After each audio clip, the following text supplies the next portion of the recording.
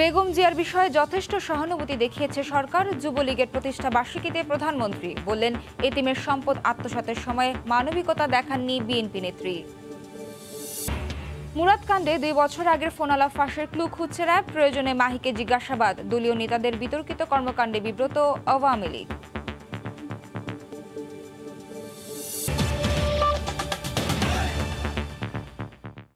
সময় সংবাদের সঙ্গে আছি আমি নাবিলা সোহার।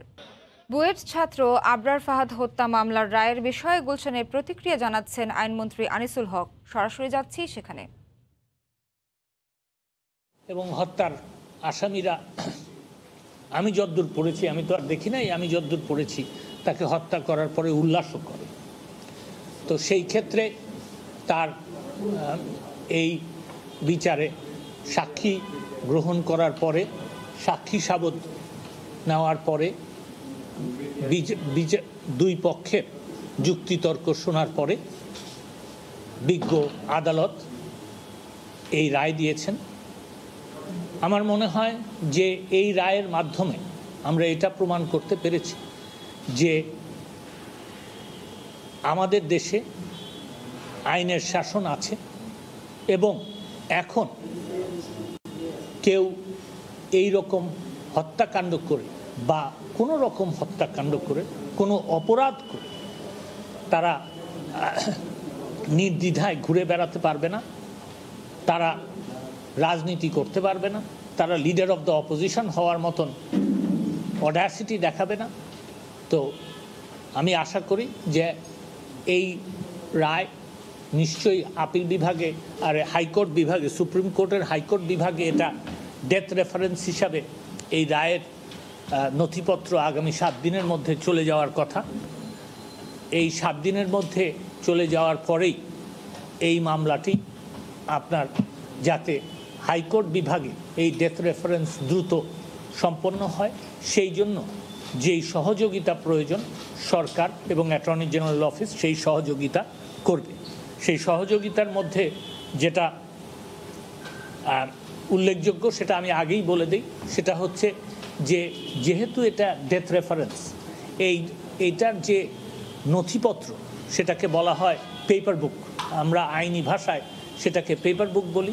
সেই পেপার বুকটা তৈরি করার জন্য আমরা আদালতে এই মামলার কাগজপত্র যাওয়ার পর থেকেই শুরু করে দিব, যাতে হাইকোর্ট বিভাগে এই ডেথ রেফারেন্স শুনানিতে পেপার বুক তৈরির কারণে বিলম্ব না হয়।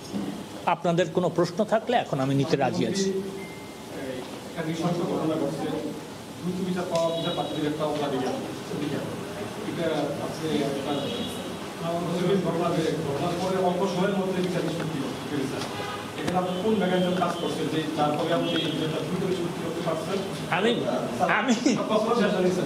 পার্টিপক্ষ সন্তোষ প্রকাশ করছে এই মামলা দ্রুত নিষ্পত্তি করার ক্ষেত্রে তারা হাইকোর্টের রায় বহাল থাকবে বলে আশা ব্যক্ত করছে। আমার প্রশ্ন হলো, এই ধরনের আরো অনেকগুলো চাঞ্চল্য মামলা পেন্ডিং আছে, এই ম্যাটারগুলো কি সেখানে অ্যাপ্লাই করে সেগুলো দ্রুত নিষ্পত্তি করা?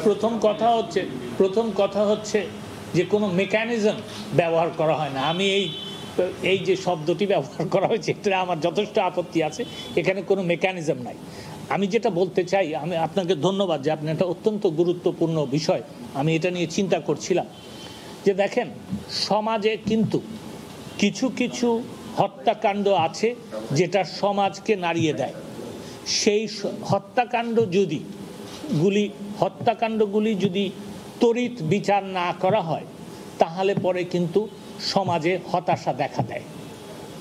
এই আবরার হত্যা বলেন, এর আগে নুসরাতের ধর্ষণ এবং হত্যা মামলা, তারপরে সেই সিলেটে যেই ছোট্ট শিশুকে মারা হয়েছিল বায়ুপথে তার হাওয়া, এইগুলি সমাজকে নাড়া দেয়, সমাজের বিবেককে নাড়া দেয়। এবং সেই কারণেই আমার মনে হয় সরকারের একটা দায়িত্ব যে, বলে দাও আমি একটু মিটিং আছি, সরকারের একটা দায়িত্ব যে এই মামলাগুলি তড়িৎ বিচার করে এই দৃষ্টান্তমূলক শাস্তির ব্যবস্থা করে সমাজকে আশ্বস্ত করা যে আইনের শাসন দেশে বিরাজ করে। আমার মনে হয় সেই দায়িত্ব পালনে শেখ হাসিনার সরকার এখন পর্যন্ত সামর্থ্য হয়েছে। জি বলেন।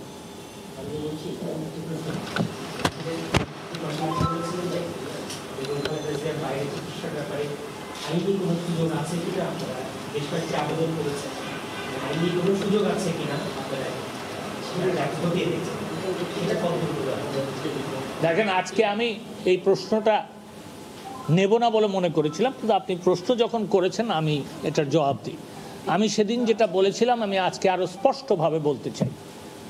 ব্যাপারটা হচ্ছে, আমি সেদিন বলেছি যে আমরা এর আগে এবং যে সিদ্ধান্ত নিয়েছিলাম এবং আমি পরে যেই বক্তব্য দিয়েছি যে 401 ধারায় যেই দরখাস্ত একবার নিষ্পত্তিকৃত হয়ে থাকে সেই দরখাস্তকে আবার পুনরুজ্জীবিত করার কোনো স্কোপ নাই।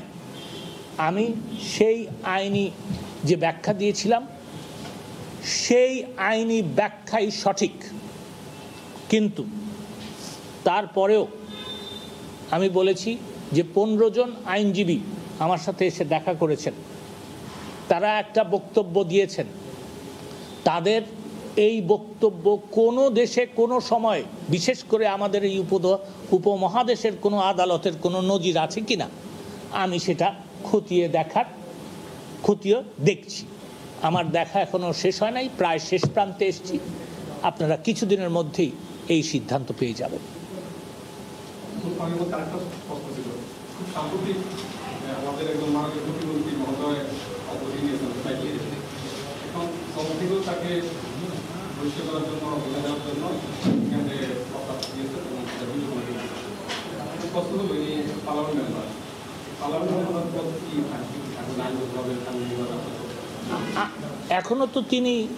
এখনো তো তিনি দল থেকে বহিষ্কৃত হন নাই।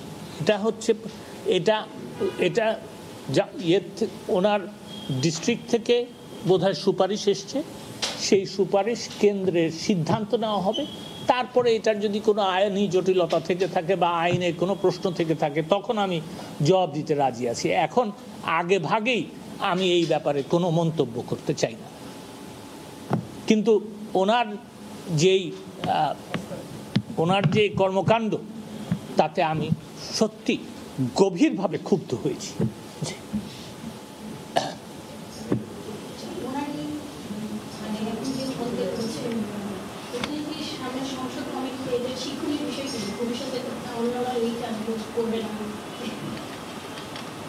আমি আশা করি যে ভবিষ্যতে কেউ কোনো সংসদ সদস্য নয়, কেউই যার বিবেক আছে সে এরকম কাজ করবে না।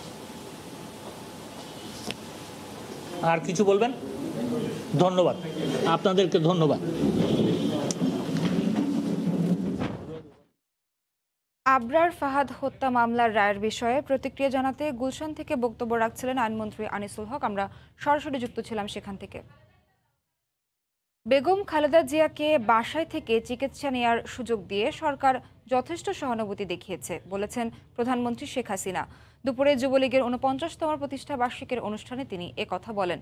প্রধানমন্ত্রী বলেছেন, এতিমের সম্পদ আত্মসাতের সময় মানবিকতা দেখাননি বিএনপি নেত্রী।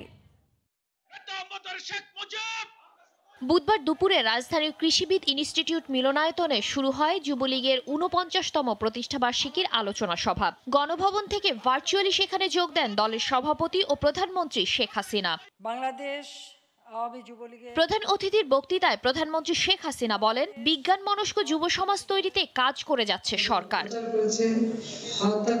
এ সময় প্রধানমন্ত্রীর বক্তৃতায় উঠে আসে জিয়া পরিবারের দুর্নীতি ও অন্যায়ের কথা। 15ই আগস্ট জন্মদিন পালন, যুদ্ধ অপরাধীদের রাষ্ট্র ক্ষমতায় বসানো, 21শে আগস্টের বোমা হামলা, দুর্নীতি সহ বিএনপি চেয়ারপারসন বেগম খালেদা জিয়ার অতীত কর্মকাণ্ড তুলে ধরেন তিনি। জিয়াউর রহমান সেটা সম্পূর্ণভাবে জাতিপিতার হত্যার সাথে জড়িত, এতে কোনো সন্দেহ ছিল না।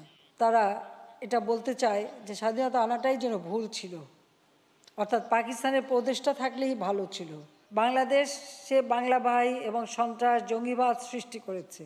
64 জেলার মধ্যে 63 জেলায় বোমা হামলা করিয়েছে, দিনের পর দিন অত্যাচার করেছে। আবার সেই অত্যাচারের ভিডিও নিয়ে খালেদা জিয়া তারেক জিয়া দেখে তারা উৎফুল্ল হয়েছে। শেখ হাসিনা বলেন, দুর্নীতির দায়ে সাজাপ্রাপ্ত বেগম জিয়া পরিবারের অনুরোধে প্রধানমন্ত্রীর নির্বাহী আদেশে তাকে বাসায় থেকে চিকিৎসার সুযোগ দিয়েছে সরকার। এই কষ্টটা দেবার জন্যই তো খালেদা জিয়া 15 আগস্ট তার জন্মদিবস পালন করে। তা আমার কাছ থেকে আর কত আশা করে তারা, কিভাবে আশা করে, সেটাই আমার প্রশ্ন। আমার পিতার হত্যাকারীদের বিচার করতে দেবে না, একজন আসামি তার বিচারের রায় ঘোষণা হবে, সেখানে প্রধানমন্ত্রী হয়ে খালেদা জিয়া তাকে চাকরিতে বহাল, প্রমোশন দেওয়া এবং রাষ্ট্রদূত হিসেবে বিদেশে পাঠায়। তো কতটা জঘন্য মনোবৃত্তি তাদের! এই কাজ করার সকল উদ্দেশ্যটাই হচ্ছে আমাদেরকে আরো আঘাত দেওয়া। এরা আমাদের কাছ থেকে কি আশা করে? আমরা যতটুকু দিছি, তাকে যে বাসায় থাকতে দিয়েছি, তাকে যে ইচ্ছা মতো হাসপাতালে ইচ্ছে চিকিৎসা করছে, এটাই কি যথেষ্ট না? এটাই কি অনেক বড় উদারতা আমরা দেখাইনি? সেটা তো দেখে যার কত। দুর্নীতি সম্পর্কে যুব সমাজকে সচেতন হবার পরামর্শ দিয়েছেন প্রধানমন্ত্রী শেখ হাসিনা। শাতিলা শারমিন, সময় সংবাদ, ঢাকা। পরিবেশ বান্ধব জ্বালানি ও দাম কম হওয়ায় নেপাল, ভুটানে জলবিদ্যুৎ উৎপাদন করে ঢাকা, দিল্লি উপকৃত হতে পারে বলে জানিয়েছেন প্রধানমন্ত্রী শেখ হাসিনা। সকালে গণভবনে প্রধানমন্ত্রীর সঙ্গে সৌজন্য সাক্ষাৎ করতে যান ভারতের পররাষ্ট্র সচিব হর্ষবর্ধন শ্রীংলা। এ সময় সীমান্ত ইস্যু দুদেশের সীমান্তরক্ষী বাহিনীর সঙ্গে আলোচনার মাধ্যমে সমাধান সম্ভব বলে উল্লেখ করেন তিনি। পরে প্রধানমন্ত্রী শেখ হাসিনাকে ভারতের প্রধানমন্ত্রী নরেন্দ্র মোদীর শুভেচ্ছা বার্তা পৌঁছে দেন। শেখ হাসিনাও নরেন্দ্র মোদীকে শুভেচ্ছা জানান। বিজয় দিবস উপলক্ষে ভারতের রাষ্ট্রপতি রামনাথ কোবিন্দের ঢাকা সফর সহ প্রধানমন্ত্রীর সঙ্গে দ্বিপাক্ষিক বিভিন্ন ইস্যুতে আলোচনা করেন দেশটির পররাষ্ট্র সচিব।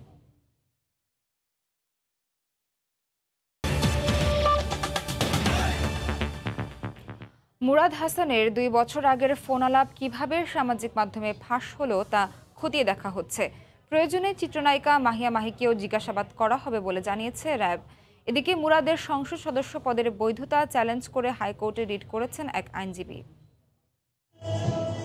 সাম্প্রতিক নানা বিতর্কিত কর্মকাণ্ডের কারণে প্রধানমন্ত্রীর নির্দেশে মঙ্গলবার তথ্য ও সম্প্রচার প্রতিমন্ত্রীর পদ থেকে পদত্যাগ করেন ডাক্তার মুরাদ হাসান। আর সে পদত্যাগপত্র রাষ্ট্রপতি গ্রহণ করায় মঙ্গলবার রাতে প্রজ্ঞাপন জারি করে মন্ত্রিপরিষদ বিভাগ। বুধবার সকালে বদলে যায় সচিবালয়ে ডাক্তার মুরাদ হাসানের কার্যালয়ের অবয়ব, সরিয়ে ফেলা হয় নামফলকও। এদিকে বিভিন্ন বিতর্কিত বক্তব্যের কারণে ডাক্তার মুরাদ হাসানের সংসদ সদস্য পদে থাকার বৈধতা চ্যালেঞ্জ করে হাইকোর্টে রিট আবেদন করেছেন এক আইনজীবী। তিনি সংবিধান সম্পর্কে যে সমস্ত কথাবার্তা বলেছেন এবং যে সমস্ত ডেরিগেটরি কমেন্টস করেছেন, তাতে তার শপথ ভঙ্গ হয়েছে এমপি হিসাবে এবং মন্ত্রী হিসাবে। অভিনয়শিল্পী ইমন ও মাহিয়া মাহির সঙ্গে ডাক্তার মুরাদ হাসানের বিতর্কিত ফোনালাপ ফাঁসের ঘটনায় ইমনকে 4 ঘন্টা জিজ্ঞাসাবাদের পর র্যাব বলছে 2 বছরেরও বেশি সময় আগের ফোনালাপ হঠাৎ কিভাবে সামাজিক যোগাযোগ মাধ্যমে ছড়িয়ে পড়লো তা খতিয়ে দেখা হচ্ছে। সেটি কিভাবে সামাজিক যোগাযোগ মাধ্যমে আসলো এবং কোন লিঙ্ক বা সামাজিক যোগাযোগ মাধ্যমে কোন পেজে প্রথম আপলোড হয়েছে, এইগুলি আমাদের মূলত আমাদের উদ্দেশ্য ছিল বের করা। কারণ আপনারা জানেন যে ডিজিটাল নিরাপত্তা আইন 2018 অনুযায়ী এটা একটা অপরাধ। প্রয়োজনে মাহিয়া মাহিকেও জিজ্ঞাসাবাদ করা হবে বলে জানায় র্যাব। এ পর্যায়ে শীর্ষ সংবাদ জানিয়ে দিচ্ছি আরেকবার। বেগম জিয়ার বিষয়ে যথেষ্ট সহানুভূতি দেখিয়েছে সরকার। যুবলীগের প্রতিষ্ঠা বার্ষিকীতে প্রধানমন্ত্রী বললেন, এতিমের সম্পদ আত্মসাতের সময় মানবিকতা দেখাননি বিএনপি নেত্রী। এ ছিল এখনকার মতো, সঙ্গে থাকুন সময়।